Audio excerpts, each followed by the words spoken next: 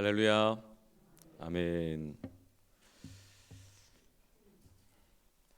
오늘 일부 예배는 현장 예배와 온라인 유튜브 예배가 동시에 진행되고 있습니다.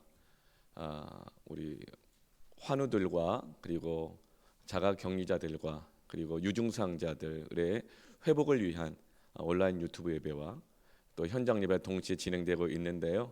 아직 여건과 또 육체적 상황이 또 되지 않는 분들 잘 회복하시고 또 함께 우리가 현장에서 얼굴과 얼굴을 맞대면하며 또 하나님을 대면하며 예배할 수 있기를 기도합니다. 아멘. 함께 말씀을 읽겠습니다. 사도행전 27장 1절부터 26절까지인데 20절부터 26절까지 읽겠습니다. 다 함께 한 목소리로 읽겠습니다. 여러 날 동안 해도 별도 보이지 아니하고 큰 풍랑이 그대로 있음에 구원의 여망마저 없어졌더라. 여러 사람이 오래 먹지 못하였음에 바울이 가운데 서서 말하되 여러분이여 내 말을 듣고 그레데에서 떠나지 아니하여 이 타격과 손상을 면하였더라면 좋을 뻔하였느니라. 내가 너희를 권하노니 이제는 안심하라. 너희 중 아무도 생명에는 아무런 손상이 없겠고 오직 배뿐이리라. 내가 속한 바 곧 내가 섬기는 하나님의 사자가 어젯밤에 내 곁에 서서 말하되 바울아 두려워하지 말라. 내가 가이사 앞에 서야 하겠고 또 하나님께서 너와 함께 항해하는 자를 다 내게 주셨다 하였으니 그러므로 여러분이여 안심하라. 나는 내게 말씀하신 그대로 되리라고 하나님을 믿노라. 그런즉 우리가 반드시 한 섬에 걸리리라 하더라. 아멘. 바울이 지금 예루살렘에서 가이사랴로 압송되었고 가이사랴에서 2년 동안 구류를 당하면서 그 말도 안 되는 재판을 2년간 받았습니다. 벨릭스 총독이라고 하는 정말 사람 같지 않은 그런 사람에게 억울한 그런 재판을 2년이나 받으면서 시달렸습니다. 그리고 이제 벨릭스가 이제 이 사임을 하게 되어지고 베스도가 총독으로 부임하게 되었습니다. 이 베스도 총독은 벨릭스 총독과는 좀 다릅니다. 베스도는 벨릭스와는 다르게 물론 유대인들의 여론에 신경을 쓰긴 하지만 로마 법에 의해서 절차대로 재판을 열고 법대로 하게 되어집니다. 그런데 고소당한 증거가 전혀 나오지 않자 바울을 풀어주려고 했어요. 그런데 바울이 나는 로마의 시민이니 로마에 가서 황제 가이사에게 재판을 받게 해달라고 오히려 바울이 상소를 합니다. 그 오랜 수년간의 재판이 끝나고 풀려날 수 있는데 바울은 오히려 로마에 가기 위해서 로마에서 재판을 받게 해달라고 스스로 자처하여 상소를 하게 됩니다. 사도행전 26장 32절에 이에 아그리빠가 베스도에게 이르되 이 사람이 만일 가이사에게 상소하지 아니하였더라면 석방될 수 있을 뻔하였더라 하니라. 사소고생이라는 말이 있습니다. 왜 지금 바울은 이런 사소고생을 하려고 할까요? 그것은 바울은 어떤 고난 가운데 있다 하더라도 그의 마음속에는 하나님께서 말씀하신 그대로 되기를 원하는 그 간절한 열망이 있었기 때문입니다. 내 뜻이 이루어지기보다 하나님 말씀하신 그 뜻 그대로 이루어진 것을 보기를 원한다. 나는 나의 가정이 내 뜻대로 되어지기보다 나의 가정이 하나님이 말씀하시는 대로 그런 가정 되기를 원한다. 비록 고난이 있고 억울한 일을 당하고 고소를 당한다 하더라도 나는 나의 가정이 하나님이 말씀하시는 그대로 되기를 원합니다. 나는 나의 인생이 어떤 고난과 역경이 있고 사서 고생을 한다 하더라도 하나님이 말씀하시는 그대로 되기를 원합니다. 바울은 왜 이런 사서 고생을 하는가? 바울이 이 예루살렘에서 그 유대인들에게 체포당하여 억울하게 고초를 당하고 매를 맞아 죽을 뻔하다가 사내들인 공회에서 그 신랄한 재판을 받고 난 다음에 로마 이 군대의 영내에 잡혀 들어가서 그 감옥에서 밤을 지새울 때에 사도행전 23장 11절에 주님이 나타나셔서 말씀하십니다. 담대하라. 내가 예루살렘에서 나의 일을 증언한 것 같이 로마에서도 증언하여야 하리라 하시니라. 바울은 자신이 예루살렘에서 끝나는 것이 아니라 예루살렘에서 복음을 증언한 것처럼 하나님의 뜻은 로마까지 가서도 그 복음을 증언해야 한다는 것이 주님의 뜻인 것을 알았기 때문에 그는 풀려날 수 있지만 하나님의 말씀하신 그대로 되기를 원하여 로마까지 가기 위해서 스스로 자처하여 계속적으로 재판을 받고자 하는 것입니다. 지금 바울은 주님의 말씀을 들었고 그 말씀에 자신의 생각과 의지를 맞추어서 결정하고 있는 것입니다. 이제 27장부터 28장까지는 바울이 로마로 가는 그 항해 길입니다. 로마로 가는 길에 반복해서 나오는 단어가 항해라고 하는 단어입니다. 27장에만 6번이나 나오고 항해와 비슷한 단어는 수십 번 나옵니다. 항해라고 하는 것은 바다를 가르고 목적지를 향해서 가는 것이죠. 지금까지 우리는 신앙의 항해를 해옴에 있어서 믿음의 항해를 해옴에 있어서 어떤 바다를 만났습니까? 아주 사랑스러운 정말 잔잔한 바다를 만날 때도 있고 순풍에 돛을 단 것처럼 일이 술술 풀리고 무슨 일만 하려고 하면 동역자가 생기고 격려해주고 지지해주고 칭찬을 해주는 그런 바다를 만날 때도 있습니다. 그런데 바울이 지금 말씀하시는 그대로 되기를 원하여서 로마로 가는 이 믿음의 항해, 순종의 항해에는 목적지까지 가는 동안 수많은 파도와 풍랑과 유라굴라라가 하는 광풍과 죽음의 위협을 맞닥뜨리게 됩니다. 여러분, 우리가 지난 2년 동안 얼마나 많은 풍랑을 헤치고 왔습니까? 얼마나 많은 어려움을 겪어왔습니까? 정말 힘들었죠. 저는 배 타는 걸 굉장히 싫어합니다. 왜냐하면 제가 배라는 이것을 처음으로 제대로 타본 게 신혼여행 갈 때였습니다. 뭐 크루저가 아니었고요. 좀 이렇게 신혼여행비를 줄여가지고 선교한답시고 평생에 한 번밖에 없는 신혼여행을 신비해섬 울릉도로 가기로 결정했어요. 5박 6일 신혼여행을 45만 원에 다 마쳤습니다. 그러니까 선교여행 코스로 그냥 모두 맞춰가지고 하여튼 45만 원을 가지고 5박 6일 신혼여행을 갔는데 울릉도를 가는데요. 저기 그 강릉 쪽에서 이 배를 타고 가는데 한 200명 정도 타는 배를 타고 갔어요. 한 2시간 정도 울릉도까지 가는데요. 그날 뭐 그렇게 파도가 세지도 않았는데도 불구하고 동해바다 파도가 노을이 지는데 2시간 동안 바이킹을 타고 가는 거더라고요. 한 200명 타고 가는데요. 타자마자 한복을 곱게 차려입으신 한 40대, 50대, 60대 여성분들이 차 있고 그리고 양복을 아주 멋지게 입으신 머리가 희끗희끗한 남성분들이 꽉 차 있는데 배가 출발하자마자 이 찬송을 하기 시작하시더라고요. 알고 보니 어디서 오신지는 모르겠지만 목회자 부부 울릉도 뭐 관광팀이었던 것 같습니다. 막 찬송을 하면서 가시는데 얼마나 신나게 가신지 몰라요. 근데 한 1시간쯤 다 돼가니까요. 한 분, 두 분 배멀미를 하기 시작하시더니 한복 입고 다 바닥에 들어눕는 거예요. 양복 입고 목사님들 전부 다 자꾸 주여 주여 하면서 저라고 예외가 아니었습니다. 막 멀미를 하기 시작하는데 안에 그냥 뭐 슬개물까지 다 나오는 것 같고 제가 그때 결심을 했습니다. 지옥의 고통이 이런 멀미라고 한다면 난 예수 분명히 믿어야 된다. 다시 내가 배를 안 타리라. 그 2시간 배를 타고 가는데도 불구하고 그 풍랑을 만나니까 영거포 만나니까 정말 너무 고통스러웠습니다. 예.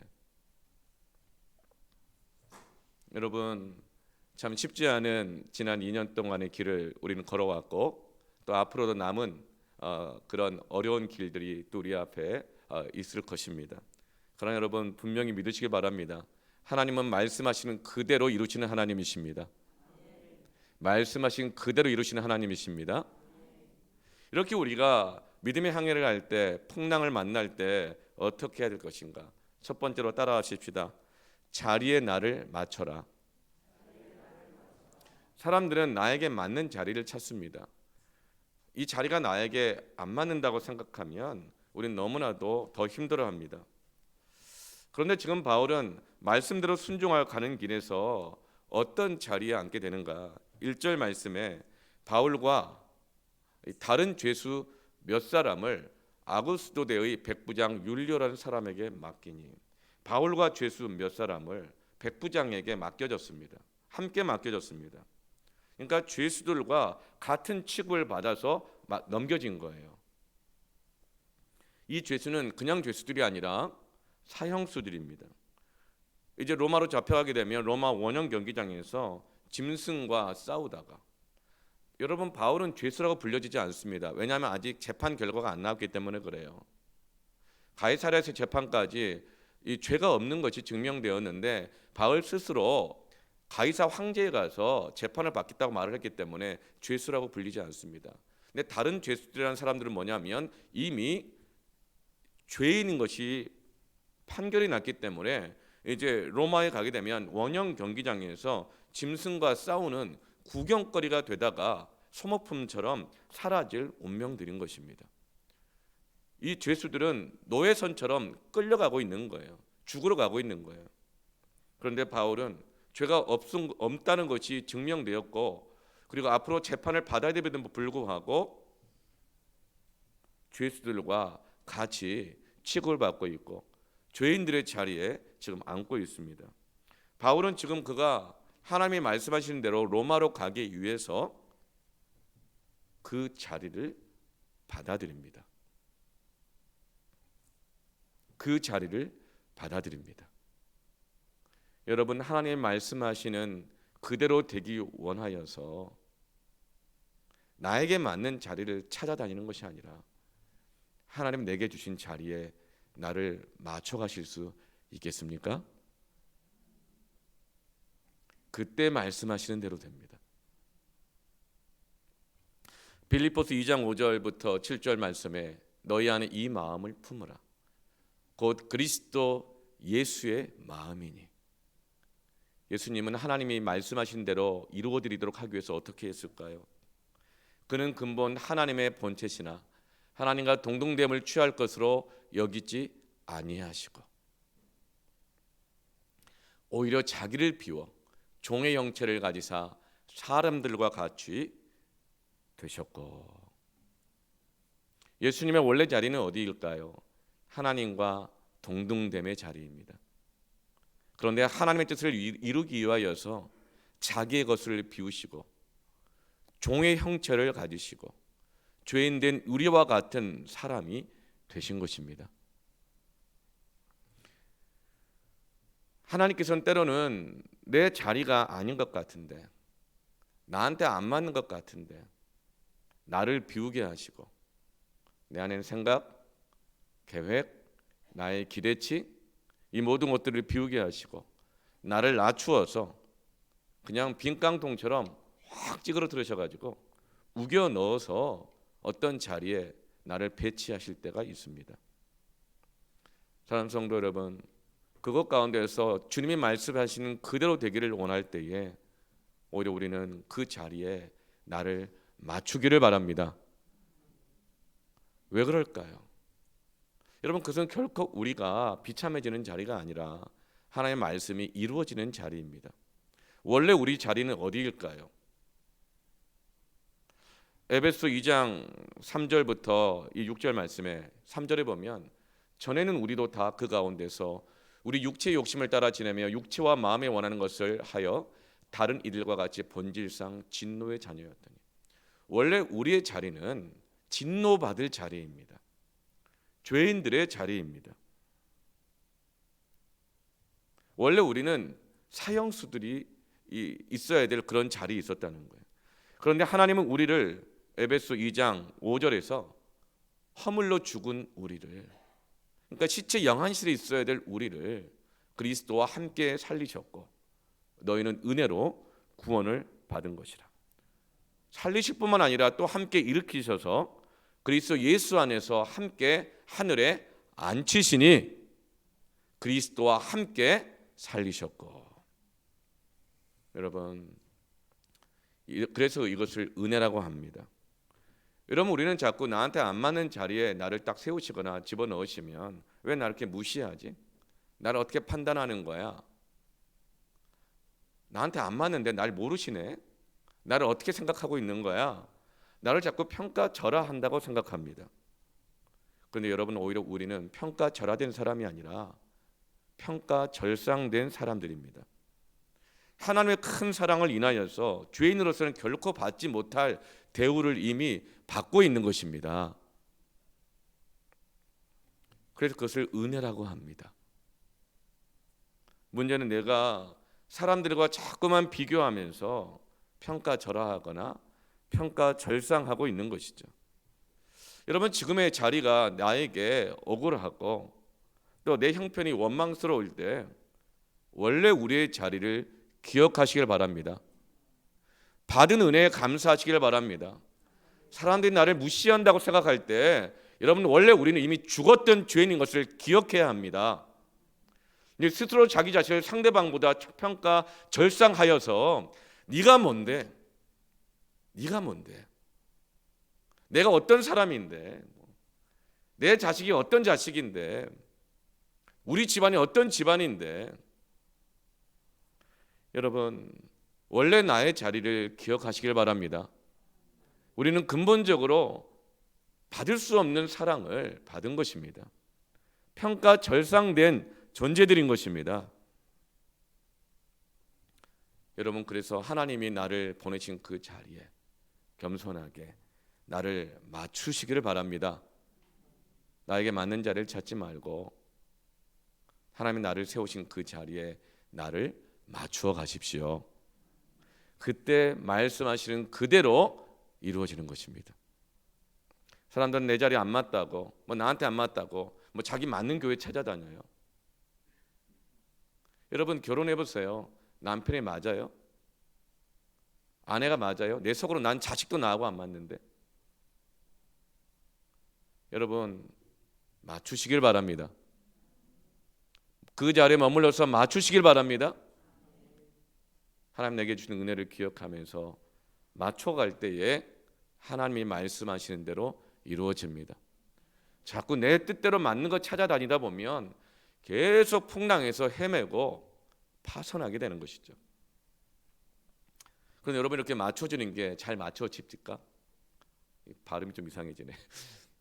맞춰집니까? 잘 안 맞춰지죠. 이렇게 잘 맞추어지는 자리가 어디인가? 시편 1편 1절부터 3절 말씀에 복 있는 사람은 악인들의 꾀를 따르지 아니하며 죄인들의 길에 서지 아니하며 오만한 자들의 자리에 앉지 아니하고. 어떻게 하면 우리가 오만한 자들의 자리에 앉지 않을 것인가? 2절에 오직 여호와의 율법을 주야로 즐거워하여 그 율법을 주야로 묵상하는도다. 여러분, 말씀을 듣는 자리, 그 말씀을 즐거워하고 주야로 묵상하는 그 자리, 그 자리에서 맞춰지는 역사가 있습니다. 그래서 3절에 그는 시냇가에 심은 나무가 철을 따라 열매를 맺으며 그 잎사귀가 마르지 아니함 같으니 그가 하는 모든 일이 다 형통하리로다. 자기 뜻에 맞게 한번 쫓아다녀봤더니 형통됩니까? 여러분, 정말 그렇게 그 뜻대로 이루어집니까? 하나님의 말씀을 듣는 자리, 그 말씀을 주야로 묵상할 때에 그 말씀이 내 마음과 생각을 요리조리 맞추어서 주님의 뜻 앞에 순종하게 할 힘을 주는 것이고, 그때 모든 일이 다 형통하게 되는 것입니다. 이 형통이라고 하는 것은 내 뜻을 이루었다, 내 욕심을 이루었다, 내 뜻대로 해내고야 말았어, 내 뜻을 관철시켰어가 아닙니다. 여러분, 내 뜻 관철시켰더니 형통이 됩니까? 내 뜻 관철시키면 반대로 관계도 막히고 깨어진 일이 허다합니다. 오히려 내 뜻을 하나님의 뜻에 맞출 때에 형통하게 되어집니다. 사람들이 꾀를 부리고요. 죄인들의 길에 서고서도 더 잘 돼요. 그렇게 더 잘 되니까 막 오만해져 가지고요. 오만한 자들의 자리에 앉아 있어요. 그럼에도 불구하고 우리는 하나님의 말씀하시는 그 자리를 지키시길 바랍니다. 나의 감정이나 생각이나 계획 모든 것을 내게 말씀하시는 그 말씀을 듣는 자리, 그 말씀을 묵상하는 그 자리, 그 자리에 나의 시간과 나의 계획을 그 예배의 자리에 나를 맞추시길 바랍니다.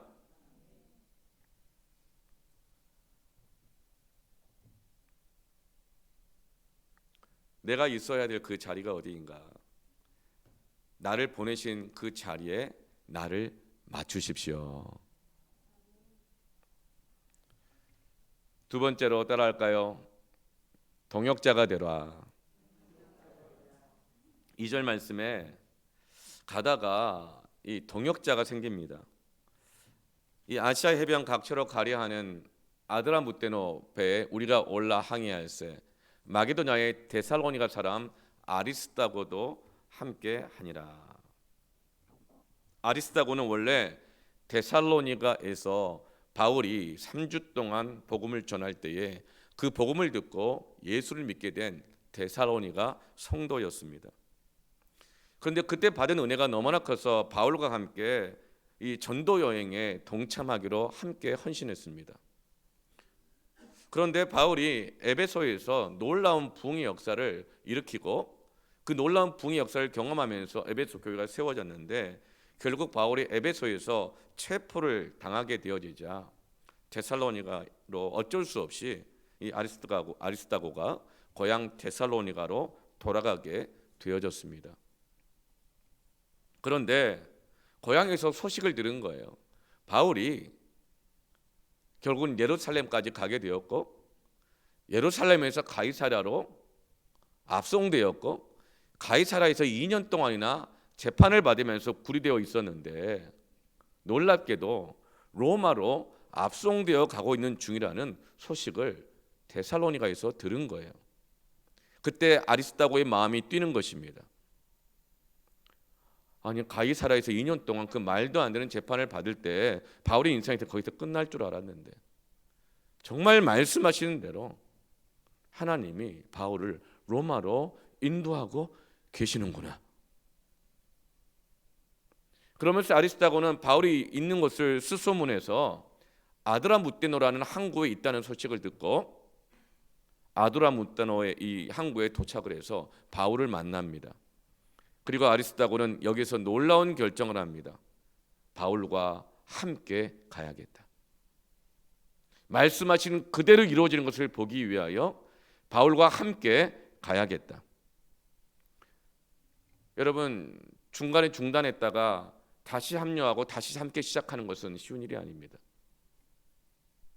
여러분 다시금 교회와 함께 가기로 결단하는 은혜가 있기를 축원합니다. 다시금 패밀리로 함께하는 이 결단하는 은혜가 있기를 축원합니다. 하나님의 말씀하시는 그대로 이루어지는 것을 보기를 축원합니다. 그런데 아리스다고가 바울과 함께 갈 수 있는 방법은 딱 한 가지입니다. 당시의 로마법에는 주인이 끌려가면 노예도 함께 가야 하는 법이 있었습니다. 아리스다고는 바울과 함께 가기 위해서 자신을 바울의 노예로 이름을 올립니다. 그래서 골로새서 4장 10절에 골로새서는 바울이 로마 감옥에 나중에 갇혀 있을 때에 골로새 교회에 쓴 옥중 서신입니다. 그때 이렇게 고백합니다. 나와 함께 갇힌 아리스다고와. 아리스다고는 바울과 함께 로마로 가기 위해서 하나님의 뜻을 이루기 위해서 스스로 바울의 노예가 되기로 자처하여 함께 로마까지 포로가 되어서 가고 로마 감옥 안에까지 함께 갇히게 된 것이죠. 아리스다고는 바울과 함께 가기 위해서 바울의 노예가 됩니다. 자신의 자유를 제한하고 자신의 기회를 포기하고 자신의 자리를 낮추어서 바울의 동역자가 되기로 결정하는 것입니다.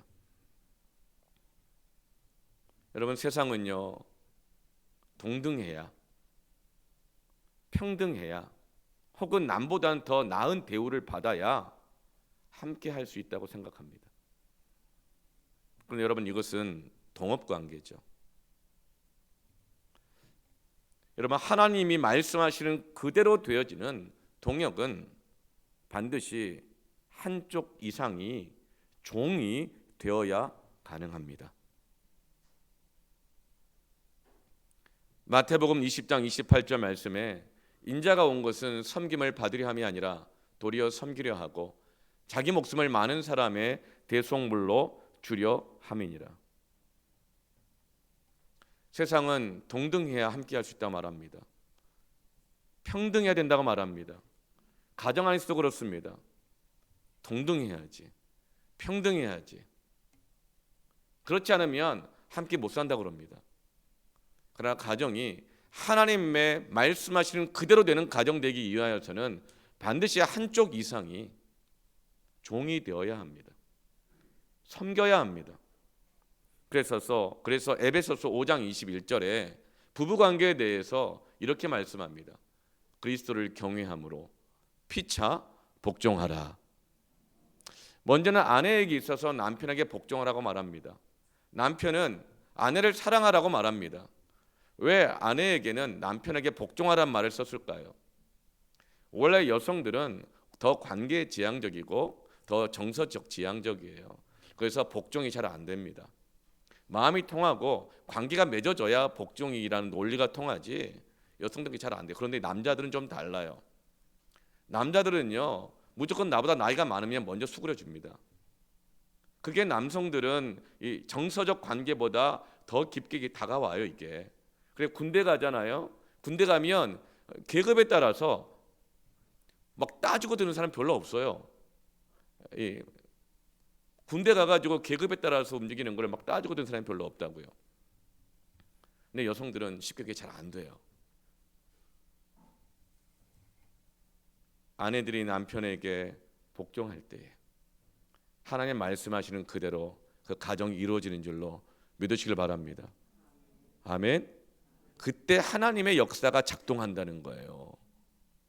그리고 남편은 아내를 그리스도께서 교회를 사랑하시는 것처럼 사랑할 때에, 왜 사랑하라 그럴까요? 남자가 부족한 게 그런 사랑이에요. 사랑 표현이 잘 안 돼요. 막 그냥 돈만 벌어다 주면 다 되는 줄 알고 내가 남자야, 내가 가장이야, 내가 머리야, 막 이렇게 하기가 쉽거든요. 그래서 사랑하라고 하는 것입니다. 남자가 사랑을 표현하는 것은 복종이요, 여자가 복종하는 것이 바로 복종인 것입니다. 자기가 잘 안 되는 것, 자기가 잘 되는 것을 주장하는 것이 아니라 자기가 잘 안 되는 것에 자기의 감정을, 자기 의지를 맞춰가는 거예요. 그래서 남편들은 아내를 사랑으로 복종하시길 바랍니다. 아내들은 남편에게 복종하시길 바랍니다. 그래서 그리스도를 경외함으로 피차 복종하라. 여러분, 동등될 것을 취할 것을 여기지 않고 피차 서로 종이 되어 주십시오. 그럴 때 하나님이 말씀하시는 그대로 이루어지는 동역 관계가 되는 것입니다. 세 번째로 따라할까요? 친구가 되라. 이제 배를 타고 가다가 시돈 항구에 도착했습니다. 바울이 많이 힘들었던 것 같아요. 그래서 호송 담당이었던 로마 백부장 율리오에게 요청을 합니다. 3절에 율리오가 이 바울을 친절히 대하여 친구들에게 가서 대접받기를 허락하더니, 여러분, 바울이 시돈 항구에서 시돈에서 복음을 전한 적이 있었기 때문에 거기에 있는 믿음의 성도들이 있어요. 친구들, 영적 친구들이 있어요. 그리고 그들에게 가서 좀 대접을 받을 수 있도록 허락을 구했는데 율리오가, 이 바울은 아직 죄인으로 판결이 나지 않았기 때문에 그것을 허락해 줍니다. 근데 여러분, 문제는 유대인들은 아무하고나 밥을 먹지 않아요.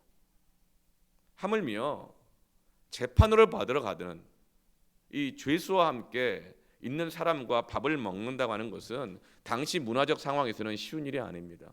의심스러운 사람인데, 재판이 진행 중인데 그 사람과 밥을 먹는다는 것은 포렌식으로 휴대폰 조사당하고 그리고 그 영수증 제출하라 그러고 왜 밥 같이 먹었어? 무슨 반찬 먹었어? 무슨 얘기했어?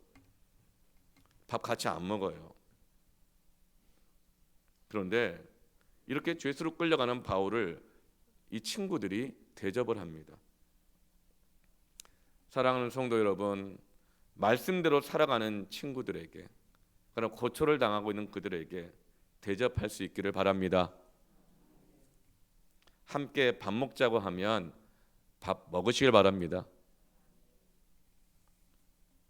만나자고 하면 만나주시길 바랍니다. 하나님의 위로가 되어주시길 바랍니다. 이 시돈에 있는 친구들은 로마 감옥까지 가는 아리스다고와는 좀 다를 수 있지만 끝까지 같이 못 가더라도 징검다리가 되어주십시오. 완전히 연결된 다리도 있을 수 있지만 징검다리가 되어주시길 바랍니다. 모든 순간 함께 있을 수 없어요. 여러분, 목사가 여러분과 함께 모든 순간 다 함께 있을 수 있을까요? 여러분의 모든 어려움들을 다 알고 모든 순간마다 위로해주고 찾아가고 도와주고 한순간도 쉬지 않고 여러분을 위해서 기도해주고 할 수 있을까요? 그게 안 돼요. 그러나 한 주 한 주 이렇게 만날 때 저의 섬김이 여러분에게 징검다리가 되기를 바랍니다. 그 다음 한 주를 살아낼 수 있는 힘을 얻기를 바랍니다. 우리가 서로 그렇게 만나서 서로를 격려할 때 지난 2년의 코로나 팬데믹의 고난의 풍랑을 견뎌오고 이겨올 수 있었던 것처럼 앞으로도 하나님의 말씀이 이루어지는 그날까지 서로에게 징검다리가 되어서 결국은 바울이 로마까지 갈 수 있었던 것처럼 우리를 소망의 한국까지 인도하기를 원합니다. 사랑하는 성도 여러분, 여러분의 패밀리가 그런 친구들 되기를 바랍니다. 패밀리가 모일 때에 만나시길 바랍니다. 밥 먹자고 할 때에 밥 먹으시길 바랍니다. 한 번 얻어 먹었으면 한 번 쏘시기를 바랍니다. 맨날 얻어 먹지만 말고, 안 되면 그냥 라면 하나 끓여가지고 파 송송 넣고 계란 탁 풀어가지고, 그럼 물어는 봐야 돼요. 풀어진 계란 좋아하냐? 요 정도는 배려할 줄 알고. 그렇게 해서 그냥 라면 하나 넣고 김치 하나 넣고도 먹어도 여러분, 그것이 마음과 마음이 만나면 얼마나 큰 징검다리가 되는지 모릅니다. 또 한 주 살아갈 수 있고 또 한 주 살아갈 수 있고, 여러분, 그것이 바로 교회입니다. 이제는 여러분 그렇게 함께 만나시길 바랍니다. 식사하시길 바랍니다. 교제하시길 바랍니다. 말씀이 그 자리까지 가기를 축원합니다. 친구가 되어주세요.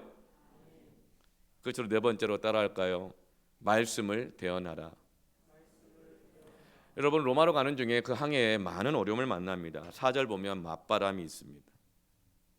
순풍이 아니라 맞바람입니다. 7절에 그래 더디 가게 됩니다. 그런데 풍세가 더 허락하지 않습니다. 8절에 간신히 매사에 가로막히고 어렵습니다.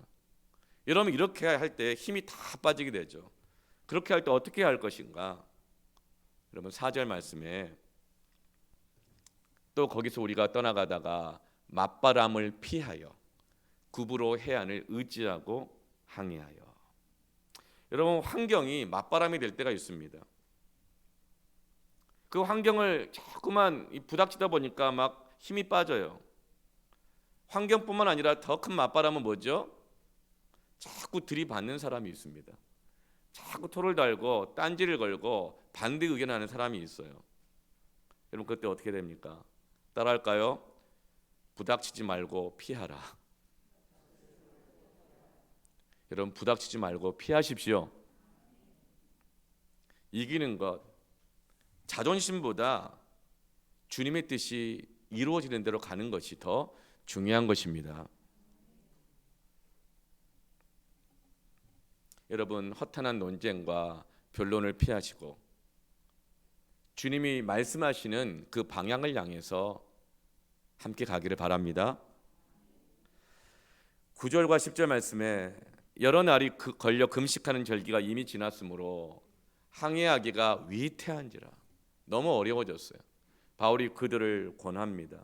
말하되 여러분이여 내가 보니 이번 항해가 화물과 배뿐만 아니라 우리 생명에도 타격과 많은 손해를 끼치리라 하되. 바울이 말합니다. 지금 시기는 너무 위험하니 이 항구에 머물러서 기다립시다. 그런데 선주와 선장들은 그것을 반대합니다. 아니라는 거예요. 계속 강행해야 된다는 거예요. 11절 보면 백부장이 선장과 선주의 말을 바울의 말보다 더 믿더라. 선주와 선장은 자신들의 전문성을 내세워요. 그래서 바울의 말을 무시하고 결국 자신의 뜻대로 항해를 강행합니다. 그러다가 어떤 결과를 맞이합니까? 14절에 유라굴로라는 광풍이 크게 일어납니다. 광풍이 일어나는 거예요. 그래서 18절에 풍랑으로 심히 애쓰다가 19절에 배의 모든 기구를 그들의 손으로 내버리니라. 그런데 20절에 구원의 여망마저 없어졌더라. 선주와 선장이 자신들의 전문성을 내세워서 바울을 막 무시해요. 그리고 결국은 풍랑이 일어나고 풍랑에서 모든 것을 잃어버리고 한꺼번에 배가 침몰할 위기까지 닥치게 됩니다. 여러분 이때 바울은 어떻게 반응할까요? 여러분 이럴 때 어떻게 반응합니까? 내 말을 들었어야지. 이렇게 반응하지 않나요? 21절에 여러분이여 내 말을 듣고 그에 대해서 떠나지 아니하여 이 타격과 손상을 면하였더라면 좋을 뻔하였느니라. 바울이 이렇게 반응했어요. 내 말을 들었었어야 됐는데. 그런데 중요한 것은 그 다음입니다. 22절에 내가 너희를 권하노니 이제는 안심하라. 안심하라. 너희 중 아무도 생명에는 아무런 손상이 없겠고 오직 배뿐이리라. 23절에 그 근거가 뭐예요? 하나님의 사자가 어젯밤에 내 곁에 서서 말했다는 거예요. 여러분 하나님의 말씀을 듣지 않으면 바울도 똑같이 내 말을 들었었어야지 여기서 끝났을 거예요. 그러나 그가 하나님의 말씀을 듣는 자리가 있었어요. 그래서 그는 말합니다. 안심하라. 내 말을 안 들어서 이런 어려움을 겪었지만 내 말을 안 들은 것 때문에 우리의 결론이 망하는 것으로 끝나지 않을 것이다. 왜냐? 하나님에게 말씀하여 주셨다. 그래서 24절에 그러므로 여러분이요 안심하라. 나는 내게 말씀하시는 그대로 되리라고 하나님을 믿노라. 하나님을 믿노라. 반대한 사람을 더 이상 비판하지 않아요. 선장과 선주를 불러 세우지 않아요. 따지지 않아요. 비난하지 않아요. 안심하라. 내 말대로 하지 않았어도 지금 하나님의 말씀을 듣고 믿고 순종하면 된다고 선언하는 것입니다. 중요한 것은 내 뜻대로 되는 게 아니고 내가 옳다는 것이 증명되는 것이 아니고 그래봐야 당신이 옳은 것이 그 의가 얼마나 대단해요. 다 까발려 보면 죄인에 불과한 건데 내 말대로 되냐 안 되냐보다 더 중요한 건 하나님의 말씀 그대로 되리라 믿고 선언하시길 바랍니다.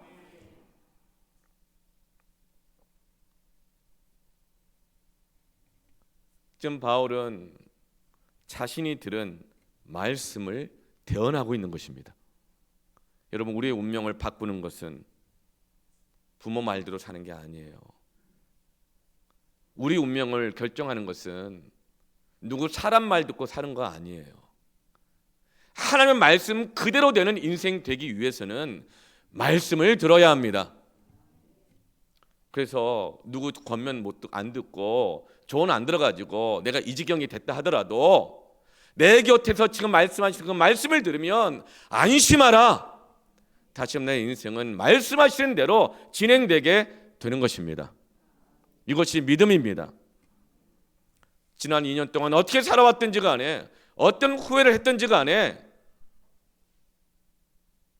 말씀의 자리에서 주님의 말씀을 들으시고 순종하십시오. 안심하십시오. 우리가 있어야 될 자리가 바로 이 자리입니다. 그 자리에 나를 맞춰야 합니다. 말씀을 주야로 묵상하는 자리, 끊임없이 하나님과 교제하는 자리, 내게 주신 그 말씀을 선언하는 자리 가운데 서십시오. 기도로 부르짖는 자리에 서십시오. 여러분, 신앙은 자리 싸움입니다. 자리 탓하지 말고 높은 자리, 으뜸되는 자리, 나한테 맞는 자리, 너무 은사 따지지 마세요. 너무 좋아하는 거, 감정, 자연스러운 거 이런 거 주장하지 마세요. 여러분, 인간이 자연스러운 대로 내버려 둬보세요. 다 교만해지고 죄짓게 되죠. 주님의 말씀을 듣는 자리에 머무르십시오. 기도의 자리를 지켜내십시오. 예배하는 자리를 지키십시오. 섬기는 자리, 나를 세우신 자리를 지키십시오. 동역자의 자리에 서십시오. 친구의 자리에 가 주십시오. 반드시 하나님이 말씀하시는 그대로 될 것입니다. 아멘. 함께 찬양할까요?